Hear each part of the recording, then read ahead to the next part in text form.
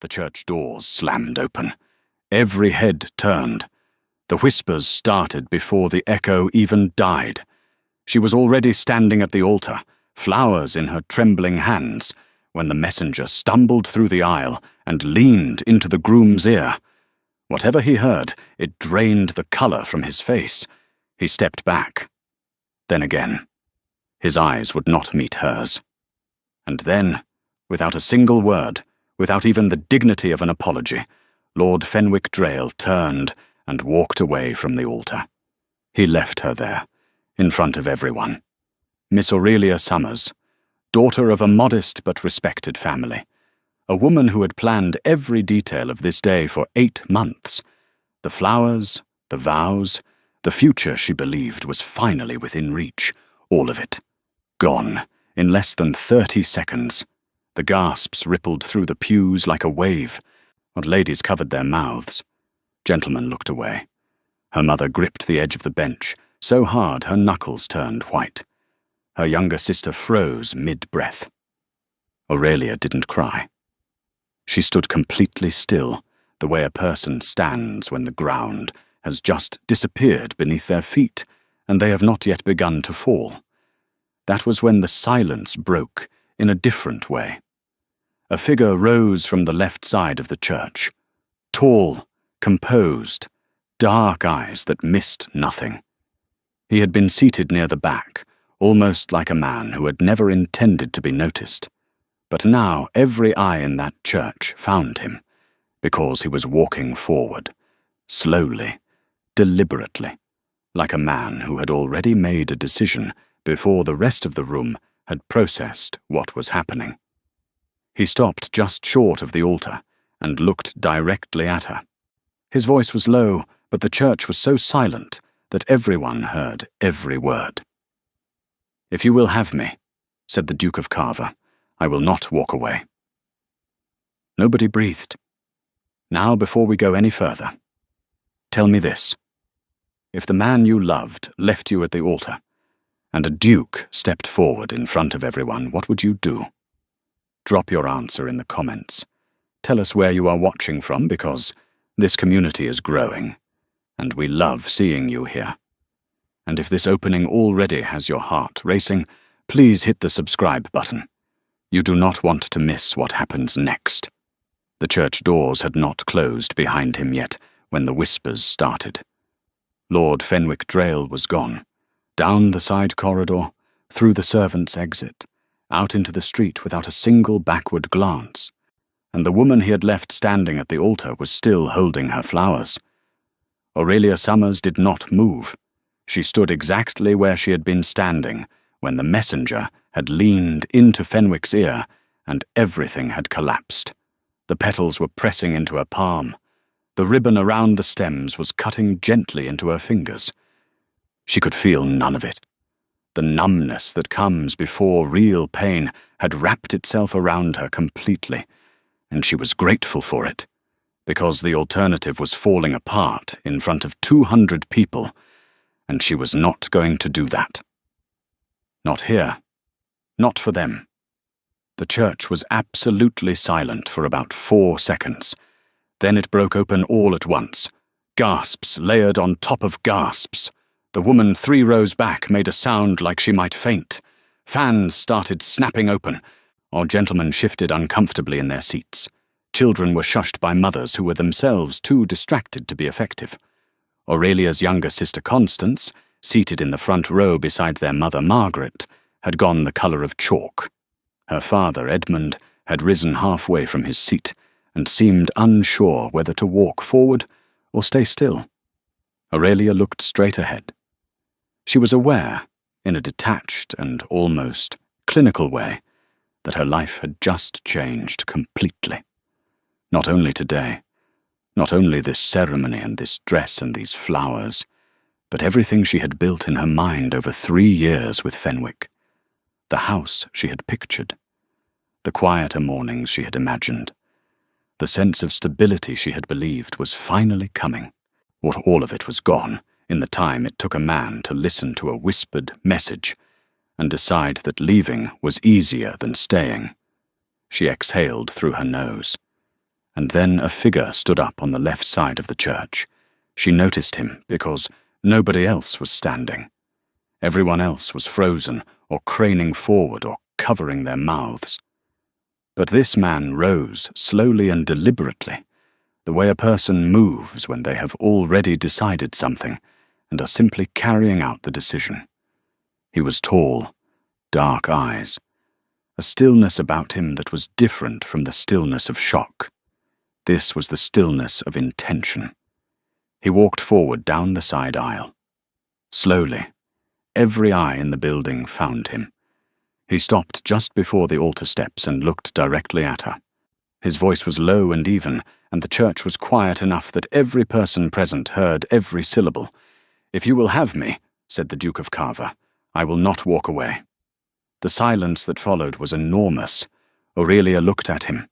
She had met Caius Alderton exactly twice, once at a winter gathering 14 months ago, where she had noted him briefly from across a room as the private, unapproachable Duke that matchmaking mothers had been failing to engage for 4 consecutive seasons. Once at a spring luncheon, where they had spoken for perhaps 8 minutes about a novel they had both read, and he had said he had read it twice, and she had been mildly surprised by that. 2 meetings, less than 15 minutes of actual conversation, and here he was. She became aware that her answer was being waited for, with barely concealed desperation, by everyone present. She looked at him steadily. "You do not know me well enough to make that offer." "I know enough," he said. "That is a confident claim. I am a confident man." Someone near the back smothered a sound. The tension in the room shifted without breaking. Aurelia held his gaze for another moment. Then, quietly enough that only he could hear, she asked, "Why?" He did not hesitate. "Because what just happened to you was wrong, and because I am in a position to prevent what comes next." She understood exactly what he meant. She was not naive about the mechanics of her social world. A woman left at the altar was not simply embarrassed. She was marked. The invitations would stop. The eligible men would look elsewhere. Her family's already modest reputation would absorb damage they could not recover from easily. She had understood all of that within 30 seconds of Fenwick's disappearance, and it had settled in her chest like cold stone beneath the shock. The Duke was offering his name as a shield, but there was something in his eyes she could not entirely categorize as calculation. Something steadier and less readable than simple strategy.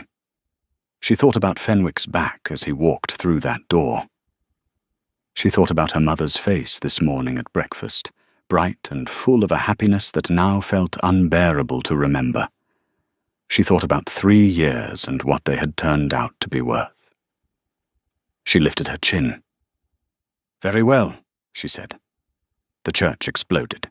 Her father's hat fell off when he stood. Her mother made a sound that was somewhere between devastation and sudden, desperate relief. Constance grabbed the pew in front of her with both hands. The guests became a single mass of overlapping voices and snapping fans and urgent whispered questions. The Duke stepped forward and offered his arm. She took it. It was completely steady beneath her hand, not performatively so. Just solid, the way something is solid when it has decided not to move. They walked out through the main entrance, not the side door, not the servants' exit, through the arch, past every face, under the full weight of every pair of eyes in that building, and out into the London sunlight. She did not cry. The Duke's carriage was at the bottom of the steps. The footman opened the door. She stepped in and sat and looked at her hands, still holding the flowers, because she had forgotten somehow to put them down. He sat across from her. The door closed. The crowd noise muffled and faded. Neither of them spoke for a moment. Then Aurelia said, "I do not know your given name." "Caius," he said. "Caius Alderton." "Caius." She tried the shape of it. "I am Aurelia Summers, though I imagine you knew that." "I did." London moved past the window, ordinary and indifferent. "I need to ask you something directly," she said. "Ask. Did you plan this?" He looked at her steadily. "No, but I do not regret it." She studied his face for signs of deception, and found nothing she could identify as such. Whether that meant honesty or exceptional control, she could not yet tell. "What happens now?" she asked. "That depends on you. But if you choose to accept the offer fully, I will speak with your father this evening. We can have a formal announcement within the week. Society will follow the more interesting story. It always does." He said it without sentiment, clean and direct and practical. She had expected to find that cold. Instead, she found it steadying. She had had enough of sentiment today. "What do you want in return?" she asked. "No one does this for nothing." Something crossed his face. Brief. Not offense. Something more layered. "A genuine partnership," he said. "Someone who will not pretend." "I am very tired of pretending, Miss Summers." She looked at the flowers in her hands. The white roses were bruising at the edges from being held too long. She set them on the seat beside her. "I will think about it," she said. "Of course," he said. He turned and looked out the window and did not press her further. That small, quiet restraint was the first thing he did that surprised her in a way that had nothing to do with the drama of the morning. It was simply respect. She had not expected that. Not today. She looked at his profile as the city moved past and felt, underneath all the grief and anger and exhaustion, the first faint thread of a question forming. Not about her future, not about the arrangement, but about him specifically. Who are you, really? And somewhere beneath the wreckage of the worst morning of her life, she found she wanted to know. The Summers household was chaotic underneath a thin surface of control. Constance had already burned through 3 handkerchiefs and was on her 4th. Mrs. Pratt, the housekeeper, had responded to the crisis the way she responded to everything, by making large quantities of tea that nobody touched. Aurelia's father, Edmund, had paced the length of the sitting room 11 times since they arrived home, and her mother Margaret sat with her hands folded so tightly her rings had left marks on her fingers. Aurelia sat in the center of all of it, composed in the way that people are composed when the alternative is unthinkable, and waited. At 7 o'clock precisely, the Duke of Carver knocked on their front door. He had not sent a note ahead. He simply appeared, which was technically improper, and Edmund Summers answered the door himself, which was something he had not done for a visitor in over a decade. Something about the Duke seemed to rearrange the ordinary rules of things without anyone quite deciding to allow it. They sat in the drawing room, the slightly worn one with the curtains that had faded at the edges and the fireplace that always smoked a little on the left side. The Duke sat in the armchair and looked neither uncomfortable nor performatively comfortable. He simply occupied the space and spoke directly. "You want to know why?" he said to Edmund. "And you want to know what my intentions are toward your daughter." Edmund, who had spent 30 years as a solicitor and had the permanent, professional suspicion to prove it, looked at him without softening. "Those are the 2 things. The why is simple. What happened today was wrong, and I was in a position to act. I am not a man who looks away from injustice because acting is inconvenient." He paused. "My intentions are serious and honorable. I am not offering charity. I am proposing a marriage with full respect for your daughter and full responsibility for everything that entails." Margaret's hands tightened slightly in her lap. Aurelia caught it and looked away, because her mother's hope was the most painful thing in this room, and she could not let it influence her. Edmund studied the Duke for a long, measuring moment. Then he said, "I would like to speak with my daughter privately." The Duke rose without hesitation or visible offense, and left the room. The door closed behind him, and Constance could be heard in the hallway, making a startled noise before retreating upstairs. Edmund looked at his daughter. The professional face came off completely. Underneath it was just her father, tired and aching. "How are you?" he asked. "I am managing." "That is not what I asked." Aurelia looked at her hands. "I am hurt and angry, but I am not broken. I need you to know that. Papa."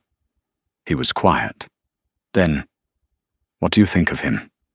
"I think he is honest, or consistent enough in his honesty that the difference hardly matters on short acquaintance." He almost smiled. "What do you want to do?" "I want to go in there and set a condition," she said, "and see how he responds to it. That will tell me more than another hour of conversation." Her father looked at her for a moment, then walked to the door and called the Duke back. Caius stood near the fireplace and waited. "I have one condition," Aurelia said. "Name it." "I will not be decorative. I will not manage dinner parties, and smile and stay quiet. If I agree to this arrangement, I am a full partner. My opinions will exist and I will use them. If that inconveniences you, but I am the wrong woman." The silence was brief. "I did not ask the wrong woman," the Duke said. Her mother exhaled so softly it was almost inaudible. 3 days later the announcement was in the papers. Miss Aurelia Summers was to marry Caius Alderton, Duke of Carver, in 6 weeks. London absorbed this information with tremendous enthusiasm and very little restraint. Drawing rooms crackled with it. Luncheons ran long because nobody wanted to leave before they had fully dissected every angle. The story of the Duke who had stepped forward was consuming the story of the groom who had fled, exactly as Caius had predicted, because society would always chase the more astonishing narrative. A small gossip column, 3 days after the announcement, mentioned Lord Fenwick Drayle in connection with a gambling debt large enough to ruin him publicly, if not repaid before the month ended. Nobody confirmed it. Nobody needed to. The timing spoke with perfect clarity about exactly why he had walked away from the altar. Aurelia read it once. Then she set it down and turned her attention to the future, which was the only direction that held anything useful. She and Caius met formally 4 times in the following week, always with a chaperone. Usually her mother, or Lady Portia Alderton, the Duke's elderly aunt, who had introduced herself to Aurelia by studying her for 10 unblinking seconds, and then declaring that she had good posture, which was a better beginning than most. Aurelia liked Lady Portia immediately and completely. Caius, in these formal settings, but was attentive without being excessive. He spoke when he had something to say, which was not always, and the silences between subjects were not awkward, but simply quiet, which Aurelia found she preferred enormously to men who talked in order to fill space rather than to communicate. She noticed other things. He almost never laughed, but occasionally a reluctant amusement crossed his face and disappeared quickly, as though it was surprised to find itself there. He paid attention to every room he entered with a focused, constant awareness that was not paranoid, but was very deliberate. And he watched her, not rudely, but with a particular, careful attention that made her feel she was being genuinely observed, not simply looked at. On the 5th day, her mother was called briefly from the sitting room by a household matter. And Lady Portia fell asleep in her chair with extraordinary speed, leaving Aurelia and Caius without a functioning chaperone for approximately 7 minutes. Neither of them remarked on it. Instead, Aurelia said, "Lady Portia told me about the school fees." Caius looked at her. "She told you that. And the widow and the carriage in the rain. And at least 2 other things I suspect you would prefer I did not know. She is supposed to be chaperoning, not narrating. She is doing both, very efficiently." Aurelia tilted her head slightly. The man she described does not match the man I expected when I heard the words Duke of Carver. What did you expect? Someone colder, more self-interested. He held her gaze. And now? Now I am not sure what I think, which is more interesting than being sure, or so I consider it an improvement. Something moved through his expression, something that came and went in a moment, but left a particular quality of stillness behind it. You may be the most genuinely honest person I have met in years, he said. You said something similar in the carriage. I meant it then, too. The door opened, and her mother returned with apologies. Lady Portia surfaced from her chair with the instant alertness of someone who had not been asleep at all. The conversation redirected to appropriate subjects. But something had shifted, small and real, and Aurelia felt it sitting with her through the rest of the evening and into the night. She lay awake and let herself think about Fenwick, because she was not the kind of person who could avoid necessary pain by pretending it did not exist. She felt the anger of 3 years ending in a side door, and a man who had not looked back, and she let herself feel it fully, because unfelt things had a way of surfacing later, with more damage attached. Then she put it down, and thought instead about a man who had stood up in a crowded church and walked toward her when every social instinct in that building was telling everyone to stay seated, who had spoken to her father without arrogance or performance, who listened more than he spoke and said exactly what he meant when he did speak, and had, in 7 unchaperoned minutes, made her feel more genuinely seen than she had in 3 years, with a man she had intended to marry. She did not know what that meant yet. She was not ready to name it. But 2 streets away, in the house she had never entered, a light burned on the 2nd floor, long past the hour when sensible people slept. She could not have known that. She had no way of knowing it. Caius Alderton sat at his desk beside a window, and turned face down a small portrait that had stood on that desk long enough that he usually looked past it without seeing it. He was not entirely sure why he did it. He only knew that something had changed, and the portrait belonged to A, before that no longer felt current. He looked out at the quiet street. He thought about a woman who had stood completely alone at an altar in front of 200 people, and had not cried, and had not collapsed, and had asked him, with perfect directness and no performance at all, what he wanted in return. He thought about the flowers she had set on the carriage seat when she was done with them, and the Duke of Carver, who had not smiled easily in longer than he could accurately recall, found something very close to one crossing his face in the dark and the quiet. He did not stop it. The wedding was not what anyone expected, not because it was small, though it was considerably smaller than the spectacle that had been planned for the Drayle Union. Not because it was rushed, though 6 weeks was fast enough to keep tongues moving in every parlour in London. It was unexpected because of the feeling inside the church.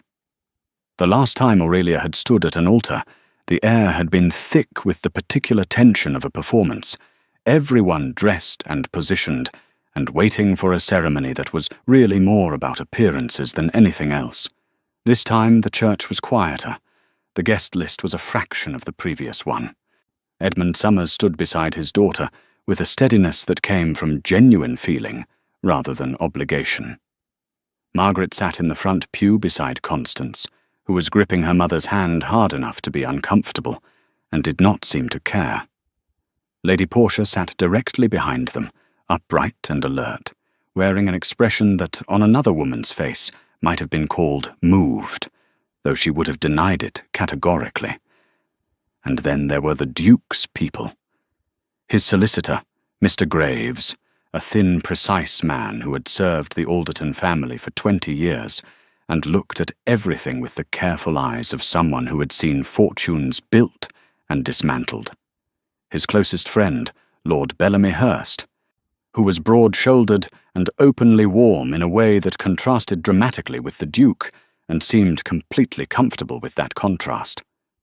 Lord Hurst had shaken Aurelia's hand at the pre-wedding introduction and said, with obvious sincerity, that Caius had made a better decision in one impulsive moment than most men managed in a lifetime of deliberate ones.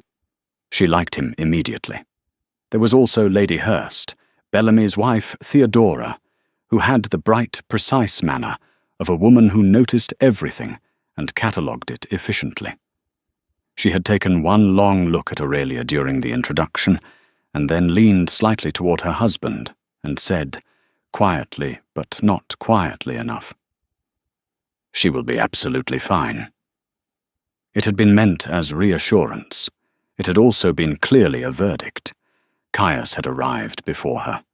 He stood at the altar and watched her walk toward him with that particular focused attention she had come to recognize over the past 6 weeks. Not performance, not nerves, just presence. He was simply fully there, watching her come toward him, and something about that steady watching made the walk feel less like a march and more like a choice, which it was. She reminded herself of that. She had made this decision with clear eyes. She was keeping it with clear eyes. The ceremony was brief and genuine. The vows were the traditional ones, but Aurelia meant every syllable, and she could tell from the quality of his voice, low and certain, that he did too. When it was done, and they walked out together into the afternoon light, she felt something she had not expected to feel. Not relief exactly. Something quieter than that. But something more like the feeling of a door closing properly, the clean, small sound of a latch finding its place. The reception was held at Carver House, which was the first time Aurelia had been inside it. She had expected grandeur because everything she knew about the Duke suggested it. She had not expected warmth, but Carver House had it, not in the obvious decorative way of houses that were trying to impress, but in a deeper way. The rooms were large, but the furniture was chosen for use rather than display. The walls held paintings that looked genuinely loved rather than acquired. The staff, who she met briefly and in rapid succession, had the particular ease of people who worked in a place where they were treated decently. She filed every observation quietly and said nothing. The reception moved with the specific energy of an event that was too interesting for anyone to be bored by. Lord Hurst told 3 separate stories about Caius that were each more revealing than Caius clearly wished them to be, and Caius bore this with the patient expression of a man who had long since accepted this as the cost of the friendship. Lady Portia circulated through the room with the controlled precision of a general surveying her territory. Constance, who had cried twice during the ceremony and once during the carriage ride over, was now on her 2nd glass of champagne and talking with Mr. Graves about legal reform with an intensity that appeared to be mutual. Edmund Summers stood near the window, with a glass he barely touched, and watched his daughter moving through the room. Aurelia crossed to him when she had a moment. "Or you look like you are calculating something," she said. "I am always calculating something," he said. "It is a professional hazard." He was quiet for a moment. "He watches you." "I know." "Not the way men usually watch women at events like this. Not as though you are something to be admired or managed. As though you are something he is genuinely trying to understand." Aurelia said nothing. "I am not sure yet whether that is reassuring or concerning," her father said. "But I noticed it." "So do I," she said. Later, when the guests had thinned and the evening had settled into its quieter final hours, Caius found her standing near the library doorway. She had drifted there without fully intending to, pulled by the particular comfort that rooms full of books had always offered her. "You can go in," he said from behind her.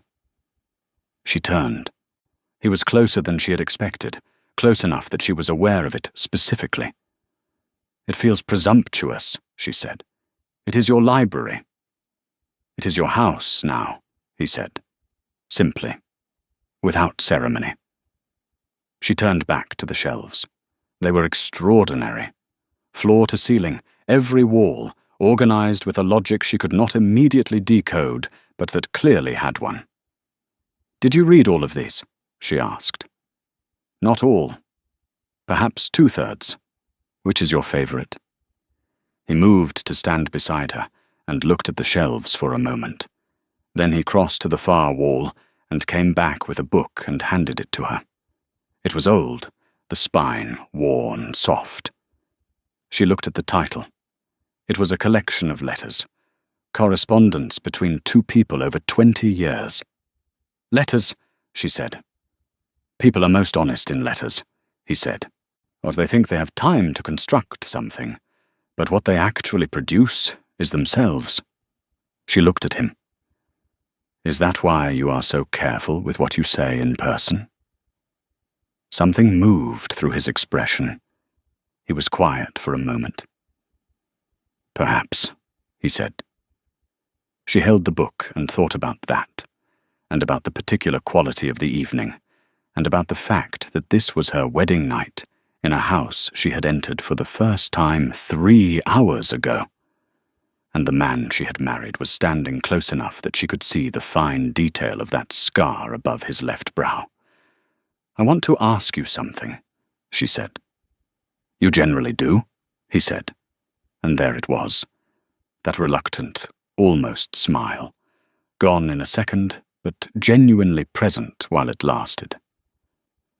"The portrait you keep on your desk," she said. "Lady Portia mentioned it. She said you turned it face down the night of the announcement. She did not tell me who it was." The almost smile disappeared. The silence was different now. Not the easy kind. "That," he said carefully, "is a conversation for another time." "All right," she said. She did not push. She had promised herself she would not push things before they were ready to be pushed, but she noticed that his jaw had tightened slightly, and his eyes had gone to the middle distance for just a moment before returning to her, and she filed that away with everything else she was learning about him, all the small details that were slowly assembling themselves into something that was beginning to feel like a person, rather than a title. She handed the book of letters back to him. "Keep it," he said. "Consider it a wedding gift." She looked down at it in her hands. "One book?" "The right one," he said. She looked up at him. He was watching her with that careful, focused attention, and something underneath it that she was getting better at detecting. Something that lived behind the steadiness and the control. Something that was not quite as composed as everything else about him. She did not name it. Not yet. "Thank you, Caius," she said. It was the first time she had used his given name directly to his face. He went very still for just a moment.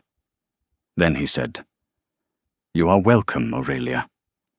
And the way he said her name, like he had been turning it over for weeks and was finally allowing himself to use it, did something small and irreversible to the carefully maintained distance she had been keeping between observation and feeling. Or she looked back at the shelves. They stood together in the library doorway for a little while longer, not talking, and the silence was not empty, but full, the way silence is full when two people are both thinking hard about the same thing, and neither of them is ready yet to say what it is. A marriage conducted in public and lived in private are two entirely different things. Aurelia understood this within the first week. The public version was clean and legible. The Duke and his new Duchess attended 2 dinners, one at the Hurst residence and one at a gathering hosted by a countess whose name Aurelia had known for years, and whose house she had never previously been invited to enter. She wore the Alderton emeralds at both, which were extraordinary pieces that Lady Portia had produced from somewhere, with the satisfied expression of a woman reinstating a tradition. Society watched the new Duchess of Carver with the combined intensity of people who had seen the beginning of this story and were desperate to see what the middle would bring. Aurelia gave them nothing they could use. She was gracious, engaged, and completely opaque about anything that mattered, which she had learned from her father and which served her beautifully. The private version was more complicated. Carver House was large enough that 2 people could move through it all day without crossing paths, unless they intended to. In the first week, this happened more than she liked. Not because of hostility. There was no hostility. But there was a careful navigation happening on both sides. To 2 people who had agreed to share a life, trying to establish where the edges of that life were, and what could be touched, and what could not yet be approached. They breakfasted together every morning, which had apparently been Caius's suggestion to his housekeeper, Mrs. Calloway, before the wedding. This Aurelia found out from Constance, who had become inexplicably connected to the Carver House staff pipeline within 2 weeks of the marriage, through what Aurelia could only describe as her sister's supernatural social permeability. Breakfast was where she learned the most about him. He read the morning papers with a focus that was total and silent for the first 15 minutes, and she learned quickly not to interrupt this because it was not rudeness but something closer to necessity. After the papers he was more present, more talkative in his particular way, which meant he asked her questions rather than filling the space with his own observations. He asked her what she had been reading, what she thought about the reform bill currently moving through Parliament, whether she found Mrs. Calloway satisfactory or would prefer changes made. He asked her things, real questions, and he listened to the answers with the same focused attention he gave everything else. She found this extraordinary because, in her entire experience of men in social settings, she had encountered very few who asked questions and meant them. On the 9th day of their marriage, something happened that changed the temperature of things. Aurelia had been in the east sitting room, writing letters to her mother and Constance, when she heard raised voices from the direction of Caius's study. And this was remarkable because Carver House operated at a consistent low volume, and raised voices were not part of its vocabulary. She did not intend to listen. She passed the study door on her way to the main staircase, and the voice behind it was not Caius's, but someone else's. A man's voice she did not recognize, sharp and demanding, with a particular entitlement woven through it that made her slow her pace involuntarily. Then she heard Caius's voice, low and controlled and utterly immovable. You were told the terms when the loan was structured, Harwick. Nothing has changed. Everything has changed, the other voice said. Your circumstances have changed considerably. A new wife, a new public profile. You can afford generosity. I can afford generosity, Caius said, with a calm that was more intimidating than volume. That is not what you are asking for. A pause. Then the unknown voice, harder now. Your father made promises. My father made many promises. I am not my father. The silence that followed that sentence had weight in it. Aurelia moved on from the door before she heard anything else, but those words stayed with her for the rest of the afternoon.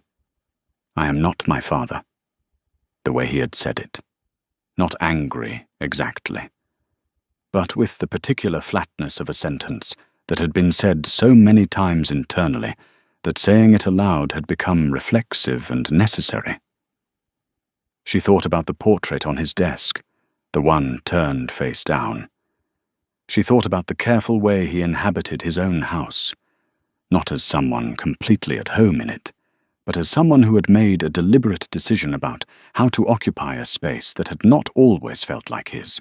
As that evening at dinner, she waited until the servants had cleared the second course, and they were alone with their wine and the comfortable quiet that dinners between them had started to develop, and she said, "Who is Harwick?" Caius looked up from his glass. "I was not listening," Intentionally, she said. I passed the door. He held her gaze for a moment. His expression did not close the way she had half expected it to. Instead, something shifted, a small, deliberate opening, like a window moved an inch. An associate of my father's, he said. Men who believed the Alderton name was a resource they could draw on indefinitely. There are several of them. And your father, she said carefully. Is he gone? 4 years ago. He turned his wine glass slightly on the table. He was not a man who managed his responsibilities carefully, and I have spent most of my adult life correcting the results of that. She was quiet for a moment. The portrait, she said. He looked at her. Something moved behind his eyes, complicated and old. His, he said. Simply. One word. She understood now, the turning of it face down on the night of the announcement. Not grief. Something more tangled and honest than grief. I am sorry, she said. Not for the death, for the kind of father he had clearly been. Do not be, he said. It made me careful. Careful is useful. Careful can also be lonely, she said. He went very still. She had not planned to say it. It had arrived from somewhere genuine and left her mouth before she could evaluate it. And now it was in the room between them, and she could not take it back and was not sure she wanted to. He looked at her for a long moment. His jaw was not tight, the way it had been the night of the wedding when she had asked about the portrait. His expression was something else, open in a way she had not seen from him before, unguarded in a way that felt almost accidental. Yes, he said quietly. It can be. She held that moment carefully, the way you hold something that might be delicate without being entirely sure. And then she picked up her wine glass and moved the conversation forward to something lighter, because she had learned from him that restraint had its own value, and she did not want to take more of him than he had offered. But later that night, in the adjoining room that connected to his, through a door they had not yet opened, she lay awake and thought about what it meant that the most controlled man she had ever met had just answered her honestly about loneliness without any apparent attempt to deflect it. She thought about what Lord Hurst had said at the wedding reception, how he had pulled her aside while Caius was occupied with another guest, and said, quietly and with evident sincerity, "He has not laughed easily since he was perhaps 22. I want you to know that. Not to pressure you, just so you understand what you have actually changed by being here." She had not known what to do with that then. She was still not entirely sure what to do with it now. What she knew was that she was no longer simply observing him from a careful distance and cataloguing details. Something had moved. She was invested, genuinely and increasingly, out in understanding him and in what was building between them, slowly and without performance, in the mornings over newspapers and the evenings over dinner, and the 7 minutes unchaperoned when she had told him she found uncertainty more interesting than certainty. She was also aware that somewhere in London, Fenwick Drayle was dealing with the consequences of what he had done, and she felt almost nothing about that except a clean and final relief that she was here instead of there. And then there was the letter. It arrived on the 11th morning, addressed to the Duchess of Carver, which still stopped her for a half-second when she saw it, because it was her name now, and her mind had not entirely accepted that. She opened it at the breakfast table before Caius arrived, which was unusual because he was generally punctual, but the handwriting was not familiar. The signature at the bottom was Fenwick Drayle. She read it once. Then she set it face down on the table beside her coffee cup and sat very still for a moment. Caius arrived 2 minutes later. He noticed immediately. He noticed everything. He sat down and looked at the letter and then at her face. "Do you want to tell me?" he asked. She turned the letter over and slid it across the table to him. He read it. His expression did not change visibly, but something in his stillness intensified, the way water looks still on the surface when there is a great deal of movement below. He set it down. "He wants to explain," Aurelia said. Her voice was steady. "He says he had no choice. He says the debt would have destroyed both families, and he panicked. He is asking for a private conversation." Caius said nothing. "I am not going to meet him," she said. "I want to be clear about that. But I thought you should know it arrived." He looked at her. "You do not owe me an account of your correspondence." "I know," she said. "I showed you because I wanted to. Not because I felt I had to." He held her gaze. That openness from the night before was still there, slightly, like something that had been permitted to remain. "All right," he said. She picked up her coffee. He picked up his paper. The morning continued, but Caius did not read the paper that morning with the focused totality he usually brought to it. His eyes moved across the lines with less certainty than usual, and twice he turned a page and then turned it back. Aurelia noticed. She said nothing. She simply sat across the table from her husband of 11 days and drank her coffee and understood, with a clarity that felt like something arriving rather than something decided, that she was beginning to care about him in a way that was no longer theoretical, and that realization was both the most frightening and the most alive she had felt since before a messenger had walked down a church aisle and destroyed what she had thought was her future. She thought, perhaps it was not destroyed. Perhaps it was simply replaced with something real. The letter from Fenwick was not the last disruption that month. 3 days after it arrived, Lady Portia appeared at Carver House at 10:30 in the morning without sending word ahead, which was her established method of arrival, and which the staff had clearly learned to accommodate without visible alarm. She came into the morning room, where Aurelia was working through the household accounts, and sat down with the directness of someone who had not come for pleasantries, and said, "There is something you need to know before you hear it from someone less reliable." Aurelia set down her pen.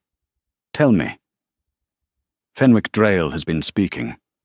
Quietly, in the clubs, in the places where men say things they believe will not reach women. He is suggesting that the marriage was engineered, that Caius had prior knowledge of the debt and used it to position himself." Aurelia was very still. "He is saying Caius arranged for him to walk away.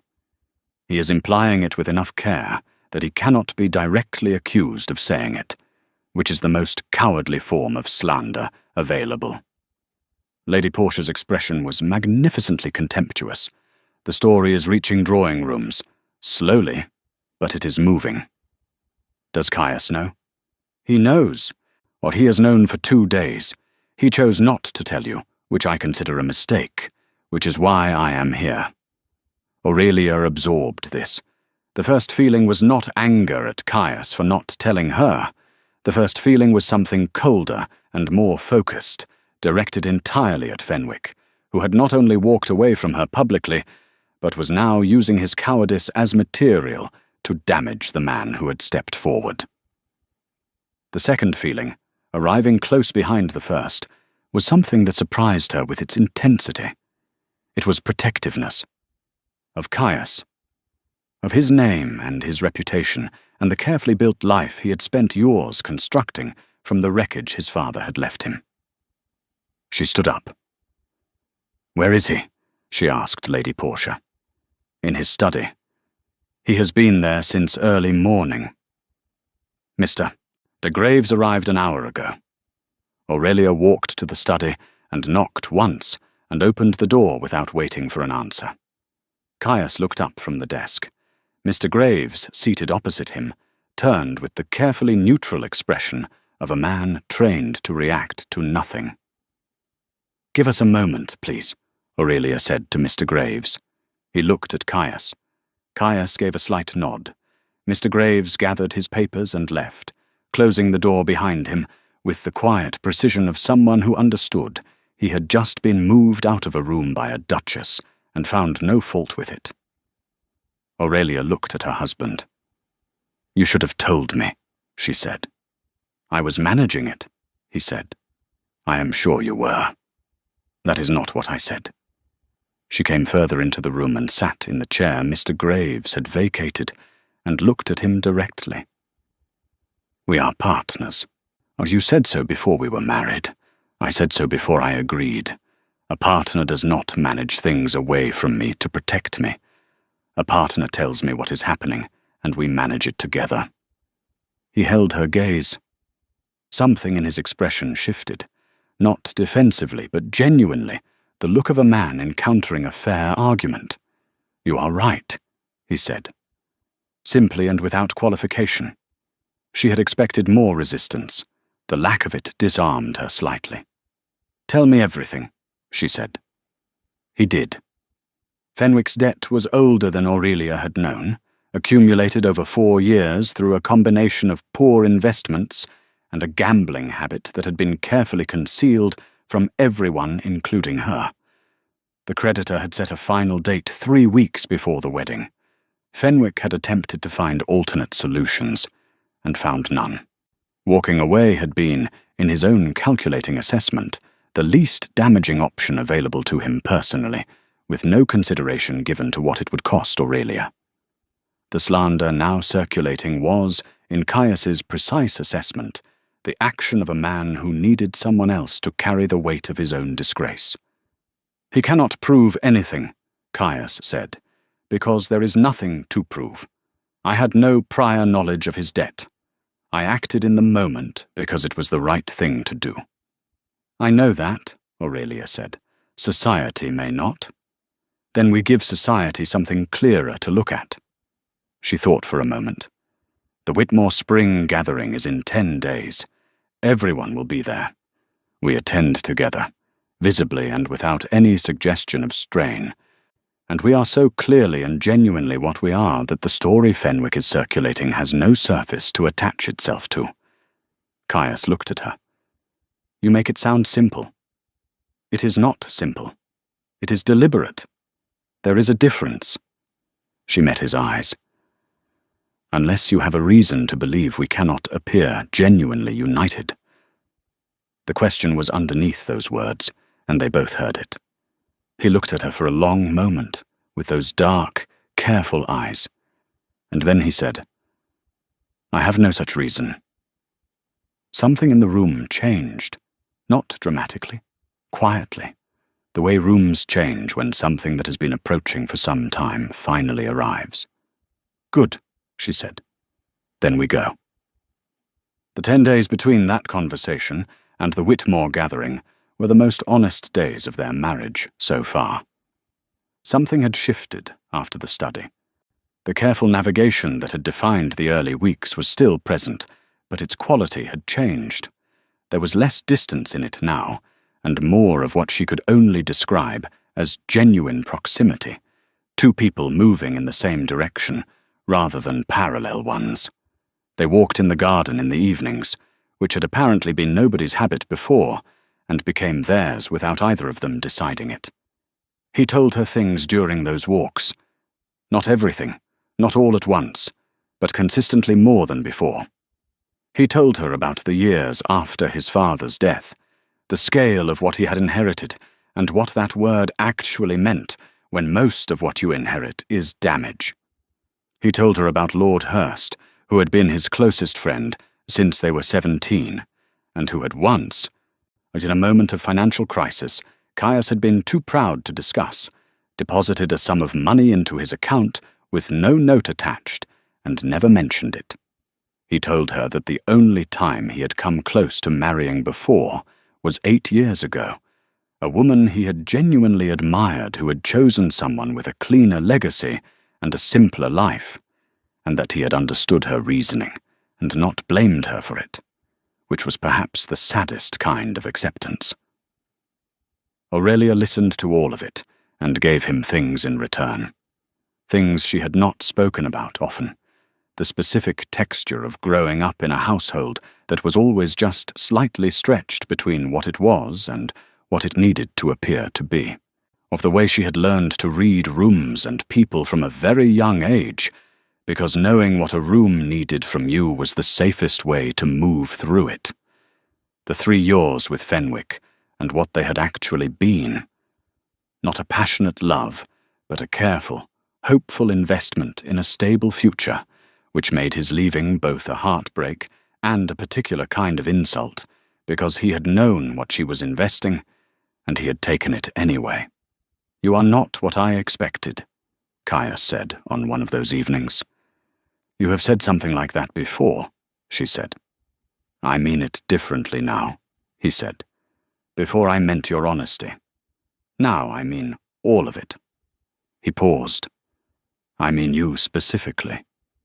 She looked at him in the evening light, the garden quiet around them, the city present but distant, and she felt the full weight of what was building between them, not the arrangement they had agreed to in a drawing room with her father watching, but something that had been growing underneath that arrangement this entire time, fed by breakfasts and conversations and 7 unchaperoned minutes, and the study and these walks.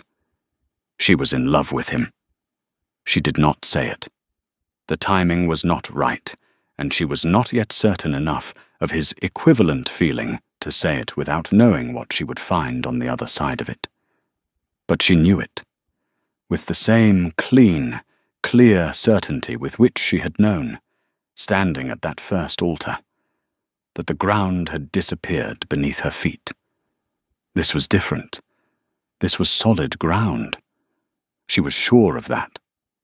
The night before the Whitmore gathering, Constance came to dinner. This had become a regular occurrence. Constance had developed what could only be described as a deep personal investment in the Carver household, and Caius bore her energetic presence with a patience that Aurelia had come to recognize as genuine fondness rather than tolerance. He had given Constance access to the library, which had been an act of such precise understanding of what her sister needed that Aurelia had stood in the hallway afterward and pressed her hand briefly to her own chest. At dinner, Constance said, without any preamble, "I saw Fenwick Drayle at a shop this afternoon." The table went quiet. "He looked terrible," Constance continued, with the unfiltered honesty that had always been both her most endearing and most alarming quality. "And he saw me, and he looked away very fast, which tells you everything." Caius said nothing, but something in his jaw moved once. "What did you do?" Aurelia asked her sister. "I looked directly at him for 5 full seconds, and then I walked away," Constance said, which I thought was the correct amount of acknowledgement for someone who does not deserve any. Aurelia looked across the table at her husband. He was looking back at her. There was something in his expression she had not seen before, something warm and specific present in his eyes without any attempt to conceal it. It lasted only a moment. Then it settled back into its usual steadiness.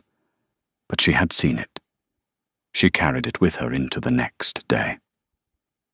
The Whitmore gathering was everything London society produced when it was fully assembled and at its best performance. The house was extraordinary, the rooms full, to the air thick with the specific combination of perfume and ambition and carefully managed conversation that defined the season at its height. Aurelia had been to gatherings of this scale before, always as a guest of moderate standing, always aware of the invisible tier system that organized who spoke to whom and for how long. She entered on Caius's arm as the Duchess of Carver, and the difference was immediate and total, and she was honest enough with herself to acknowledge that the difference mattered. What she had not expected was that it would feel secondary to something else entirely.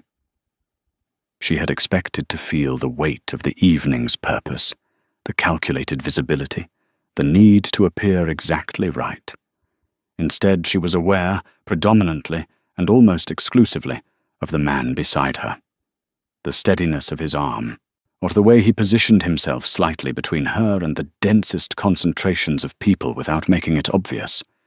The way he introduced her, not as his Duchess, a title, a possession, but as Aurelia, with a quality in his voice that anyone paying attention would have recognized as something beyond formality.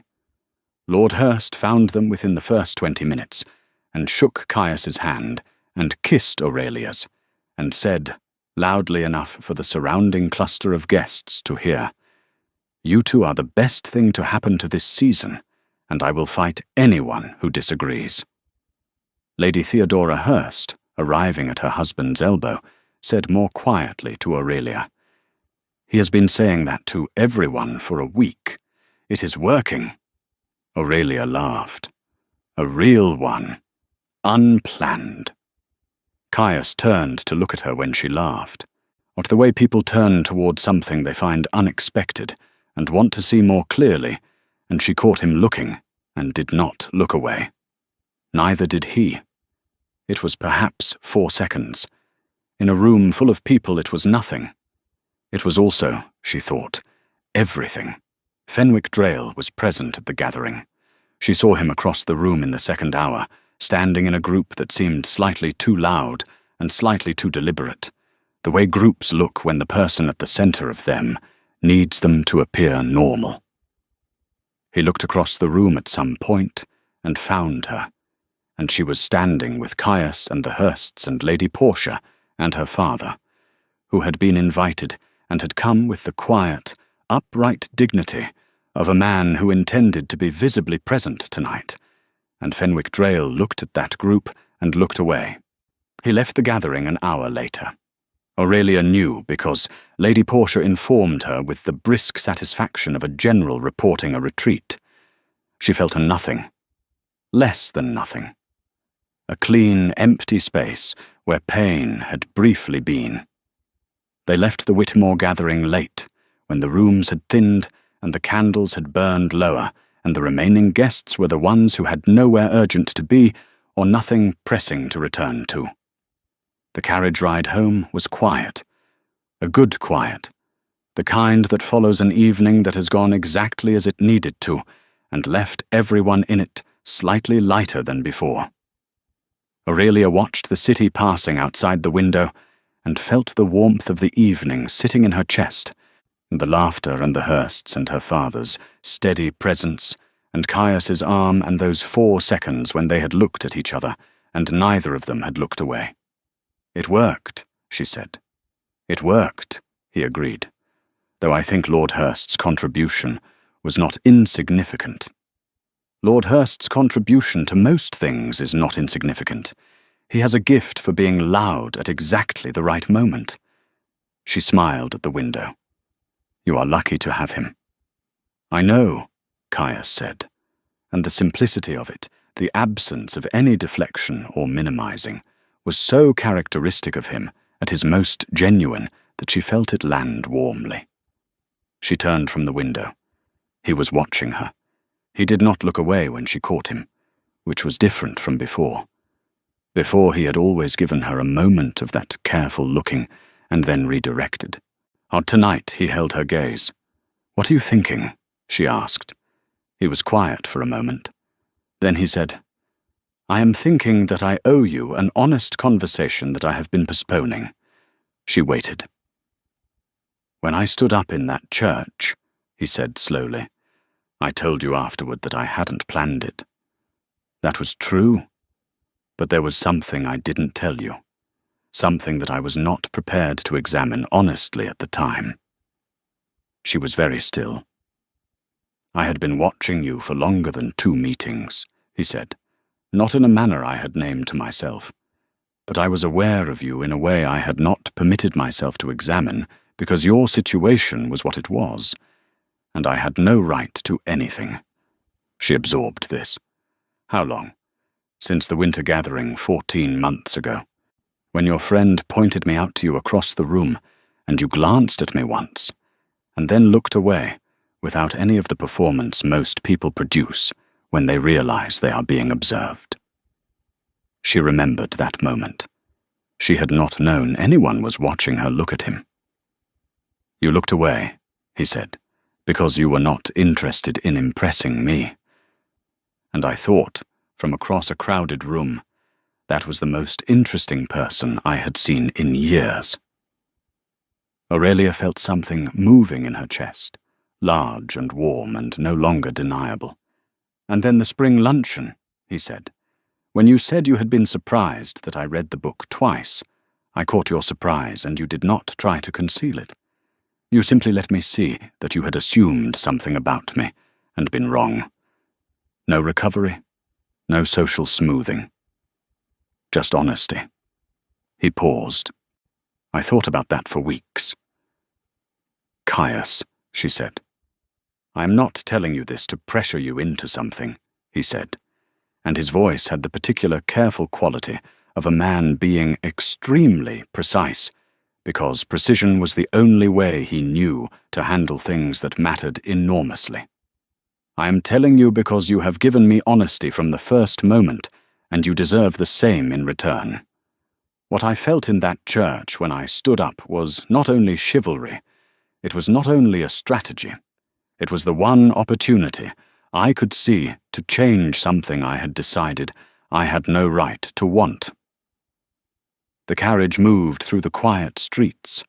Aurelia looked at him, at this man who had turned a portrait face down on the night he had decided to step forward, who had raised a boy's school fees without telling anyone, who stood in rain rather than leave a widow stranded, who had asked her real questions and listened to real answers and been honestly lonely in a house full of things he had repaired at great personal cost. And she felt the full weight of what she had been carrying for weeks finally find its proper name. "I am in love with you," she said. No preamble, no softening, just the truth, exactly as it was. He went completely still, not the controlled stillness she had come to know as his default. Something different. The stillness of a man who has just heard something he had not allowed himself to expect, and does not yet entirely know what to do with it. "Aurelia," he said. "I am not telling you because you told me," she said. "I am telling you because it is true, and I decided in a church several months ago that I was done arranging my truth around what was convenient." Something happened to his face, something she had never seen before. Not the reluctant, almost smile. Something complete and unguarded and entirely real, a softening of everything he usually held carefully in place, and underneath it was a feeling so obvious and so long contained that she wondered how she had ever needed him to say it. He reached across the small space of the carriage and took her hand. Not a formal gesture, not a polite one, a real one. "I have been in love with you," he said quietly, "since you set those flowers down on the seat beside you and looked at me and asked what I wanted in return.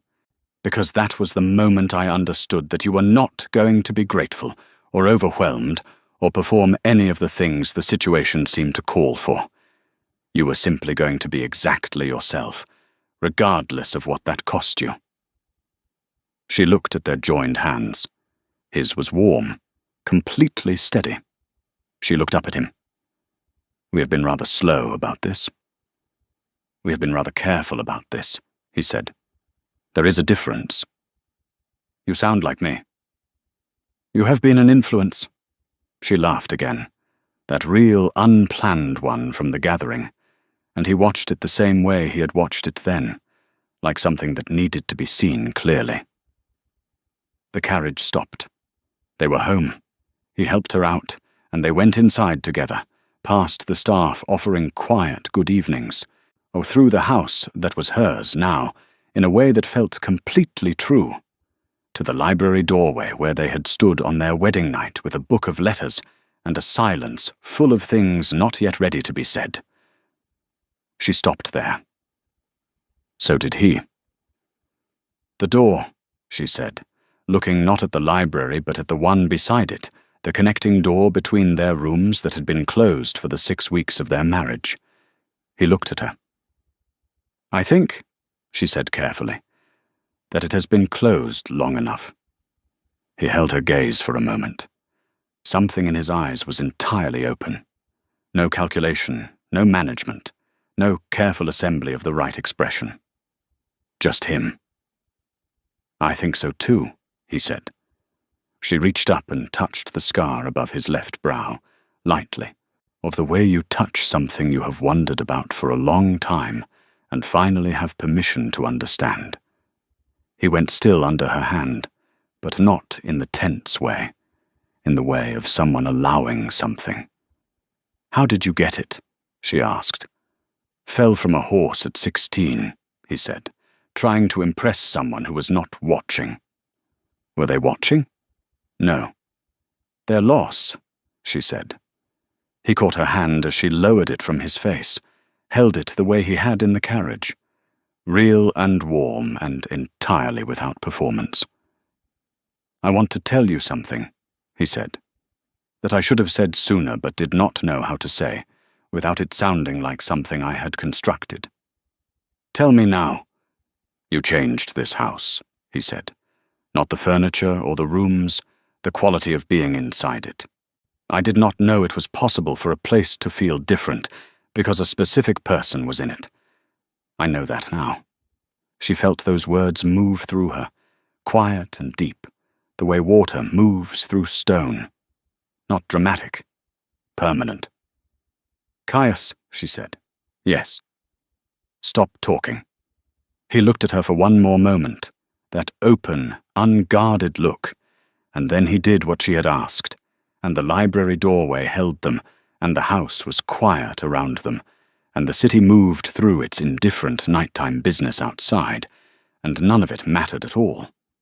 Later, much later, when the house had settled fully into the small hours and the candles had burned low, Aurelia lay awake in a way that was entirely different from every other night she had lain awake in this room.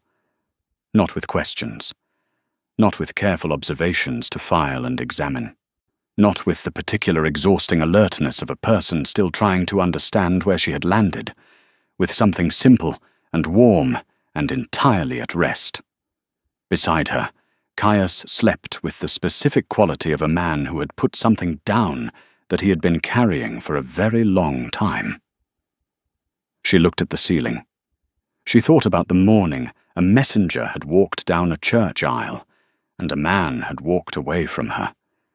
And she had believed, in that first crushing moment, that what was collapsing was her future. She understood now that what had actually collapsed was the version of her future that was never going to be enough.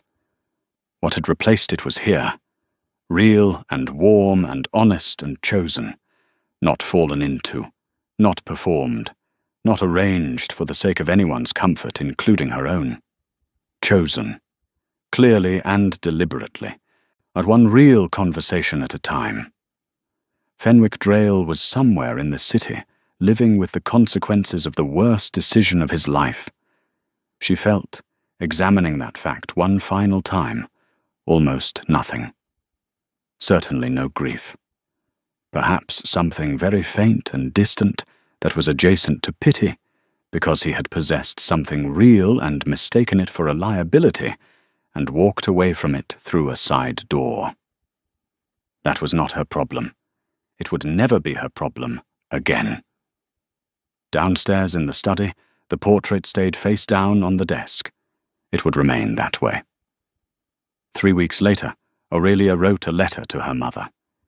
In it, she said that she was well, that the house was beginning to feel entirely like home, that Caius had taken her to a lecture on natural history that had been extraordinary, though that Lady Portia had decided to spend more time at Carver House, which Aurelia considered excellent news, that Constance had been formally offered use of the library, and had essentially moved in as a consequence, and that she was happy. She paused over that last word for a moment, examined it, found it accurate. Happy. Not the careful, managed, hopeful happiness she had been aiming for through 3 years with a man who turned out to be aiming for an exit. Something sturdier. Something with roots. She sealed the letter and set it with the outgoing post and went to find her husband, who was in the garden, because it was their time for walking, and neither of them had needed to say so this morning. They had simply both arrived there.